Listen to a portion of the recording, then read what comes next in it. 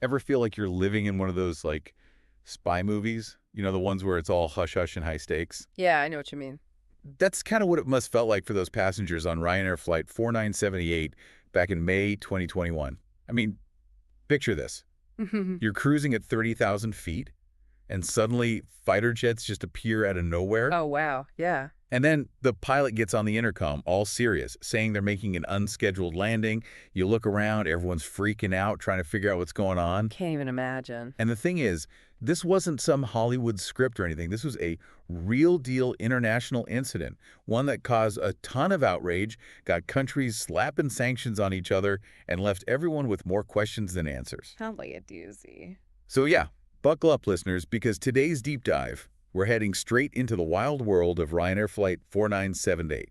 And for anyone new here, welcome to the deep dive, where we take these super complicated topics and we break them down, make them digestible, but always keep it interesting. Sounds good. All right, so our main source today is this Wikipedia article on the incident. Pretty standard stuff.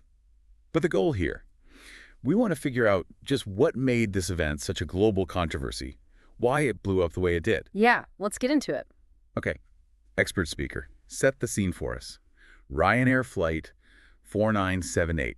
Where was it going, and what were those first few moments that sent everything sideways? All right, so we've got a Ryanair flight, right? Actually, it was operated by their subsidiary, Buzz, but anyway.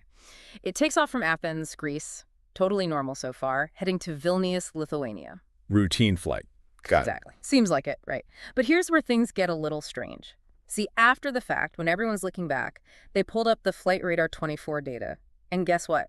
The plane's path, even before anything crazy happened, it was a little off. Like it wasn't descending the way it normally would when you're approaching Vilnius. So even before the whole diversion thing, there were signs, subtle hints that something wasn't right. Yeah, exactly. Like a little foreshadowing, you know? Okay, I'm into this already. We got a suspicious flight path, international vibes. So tell me more about this whole Minsk detour. Why Minsk, of all places? I mean, weren't they way closer to their destination in Lithuania? Oh, they were definitely closer to Vilnius, like way closer. They were only about 45 nautical miles out, which if you're on the ground, that's like 83 kilometers. Okay, I'm with you. Meanwhile, Minsk, they were double that distance, about 90 nautical miles, roughly 167 kilometers. So yeah, on the surface, it makes zero sense to divert a plane to an airport further away. But there's this catch, and this is super important because it plays a big part in the legal arguments later on. Hit me with it. What's the catch? At the moment they made that call to divert, Ryanair Flight 4978 still in Belarusian airspace. So even though it seems strange, they were technically allowed to do that just because of where they were in the air? Bingo! That's what makes this whole thing so messy. Now, the reason they gave was a bomb threat, naturally. Right, of course. But how they handled that supposed bomb threat and then everything that came after, well, that's where it gets really, really interesting. Okay, yeah, the bomb threat. Talk about upping the ante. What do we know about the specifics of the threat itself? So here's the official story, straight from the Belarusian authorities. They got this email at 09.25 UTC. UTC, for those playing at home, that's Coordinated Universal Time, right? Yeah. For like time zones and stuff, especially in aviation. You got it. And this email, right, it went to the general inbox, nothing specific, at Minsk Airport. Okay, so not exactly a targeted threat then, what'd the email say? All right, so according to Belarus, this email was claiming to be from, get this, Hamas soldiers. Hamas, seriously. Yeah, and they were demanding, like, some big things. First, they wanted Israel to cease fire in the Gaza Strip immediately. Bold move. Right. And then they wanted the EU to, and I quote, stop supporting Israel. Whoa, okay, so like a very specific political agenda attached to this bomb threat. Did Hamas ever confirm any of this? Like, did it actually come from them? Well, that's where things get shaky. Hamas straight up denied any involvement. Like, not us, never heard of it. And even Angela Merkel, who was, you know, the German chancellor back then. Yeah, big player. Exactly. Even she called the whole explanation completely implausible. Okay, yeah, that's a giant red flag right there. Coming from Merkel, that carries some weight. But besides Hamas denying it, what else seemed off about this bomb threat? Because something about it just feels off. And you'd be right to feel that way, because this is where those investigative journalists, they really earned their paychecks. They dug deeper, you know, and uncovered this huge inconsistency. Remember how Belarus was adamant about getting that email at 09.25 UTC? No 9.25 UTC, seared into my memory now. Well, these journalists, they pieced together the timeline and found out that email was actually received after the pilots of Flight 4978 were already told about the bomb threat. Hold on, wait. So they were told about a bomb threat based on an email that hadn't even been sent yet. You got it. That's what doesn't add up. That's impossible. Unless they knew beforehand. But how? And get this, there's even reports that the exact same bomb threat was also sent to 5 other airports, and this all happened while the Ryanair flight was still above Ukraine. No way. So, like, they were really trying to cover their tracks, make it seem more legit. It certainly seems that way, right? Like, talk about suspicious. Okay, so we got this flight, diverted under super shady circumstances, a bomb threat that's looking more and more fake by the minute.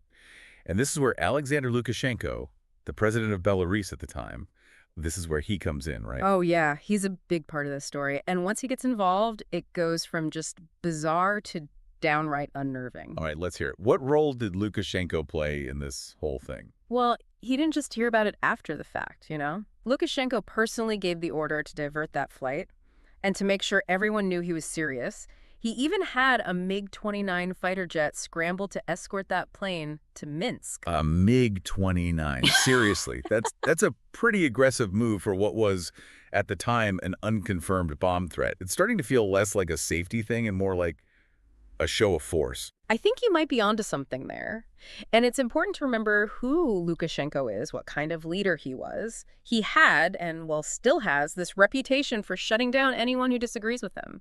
We're not talking about, like, a rogue air traffic controller here. This came directly from the top. Man, this is getting more and more intriguing. Yeah, you're totally picking up on something there. This wasn't just about, securing their airspace or whatever. This was calculated, a power move by Lukashenko, and everyone knew he wasn't afraid to silence his critics. Okay, so the plot thickens. Yeah. We've got Lukashenko, a guy who, let's just say, doesn't love opposing viewpoints, and he's personally involved in this whole flight diversion thing. What was the end game here? What were they after? It all circles back to this one guy, Roman Protasevich. Protasevich.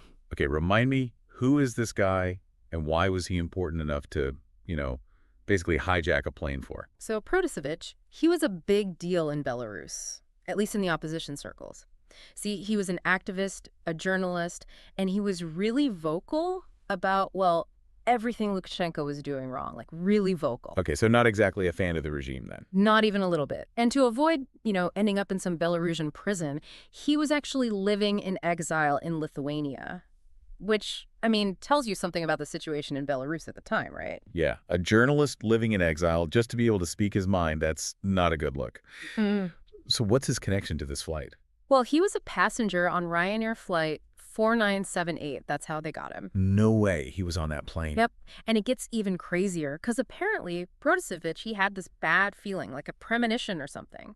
There are reports that back in the Athens airport, before the flight even took off, he noticed someone taking pictures of his passport, his documents. Wait, seriously? Yeah. Yeah. He was being watched, targeted. He even sent messages to people saying he felt like he was being followed. Man, that's chilling. Like something out of a movie. So they forced the plane down, knowing this guy, Protasevich, is on board. What happened next? As soon as that plane touched down in Minsk, Belarusian authorities, they boarded, and boom, Protasevich is arrested. Just like that. What were the charges? What was their justification for yanking him off a plane like that? Officially, they accused him of being involved in terrorist activity. Terrorist activity? Come on. That's like the oldest trick in the book. It's like a get-out-of-jail-free card for authoritarian regimes trying to silence anyone who disagrees with them. Exactly. And, most of the world saw right through it, but it gets worse. Protasevich wasn't the only one they detained. Oh, right. His girlfriend, wasn't it? Yeah, his girlfriend, Sofia Sapega, she was on the flight too. And get this, she was a Russian citizen. They arrested a Russian citizen too. Seriously, how bold can you get? Right. And here's the thing, Sapega. She had no ties to Belarusian politics, no history of activism or anything, but they detained her anyway. Wow, just for being associated with Protasevich. What possible justification could they have had for that? Initially, they weren't really saying, which, of course, just made everyone even more outraged. Eventually, she was hit with 3 different criminal charges, all carrying some pretty serious prison time. Oh, man. That's awful. What ended up happening to her? Sadly, Sapega was eventually sentenced to 6 years in prison. 6 years? For being in the wrong place at the wrong time, essentially. What was the official reason? What did they actually convict her of? The Belarusian government, they claim she was guilty of, and I quote here, inciting social enmity and discord, and illegally collecting and disseminating information. Right. Because being critical on social media is basically the same as terrorism, right? It's just, Yeah. it's hard not to see this whole thing as a blatant attempt to scare people, to make an example of her and discourage anyone else from speaking out. This whole situation, it really highlights the human cost of this event. These weren't just political pawns. These were real people whose lives were turned upside down. It just goes to show how easily some regimes are willing to toss aside international norms, basic human rights, all to hold on to power. Yeah. So what was the reaction from the rest of the world? I mean, this seems like the kind of thing that would get a lot of world leaders pretty riled up. Oh, you better believe it. The international response was immediate, and it was furious. This wasn't just seen as a Belarus problem. It was an attack on international law, on aviation safety. Like, the whole world was watching, and they were not happy. Okay, but what did that outrage actually look like? Were there any real consequences for Belarus, or was it just a lot of angry words? Oh, it was definitely more than just talk. A lot of countries took action, and fast. The EU, NATO, the United States, they all condemned it, using some pretty strong language. We're talking accusations of state-sponsored hijacking, air piracy, even state terrorism. Wow, those are some serious accusations on the world stage. What kind of impact did all of that have? It sent a pretty clear message that this kind of behavior, not okay. And it wasn't just words. Several countries took direct action. Lithuania, for example, being the flight's original destination and home to many Belarusian opposition figures, they took it very personally. They, along with the UK and Ukraine, closed their airspace to Belarusian airlines. So no more flying in and out of those countries for Belarus. That's got to hurt. Oh, absolutely. Both practically and symbolically, it was a major blow to Belarus. But the EU, they didn't stop there. They hit Belarus with some pretty hefty economic sanctions, too. Okay, so what kind of sanctions are we talking about? Were they just a slap on the wrist, or did they actually pack a punch? Oh, these were the real deal.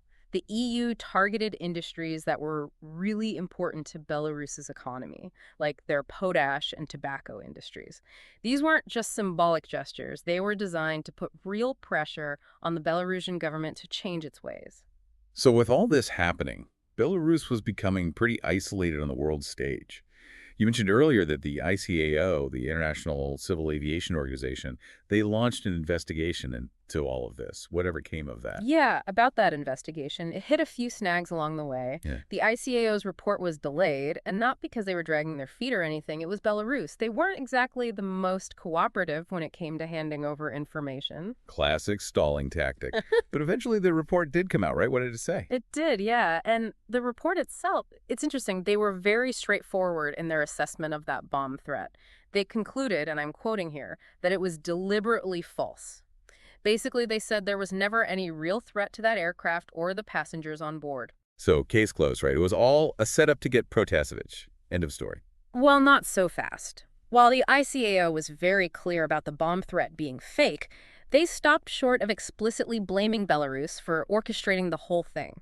They said that because Belarus wasn't cooperating, they didn't have enough information to directly accuse them. Ah, so it's like, we know you did it, but we can't quite prove it. Exactly. But even without that definitive smoking gun, the damage was done.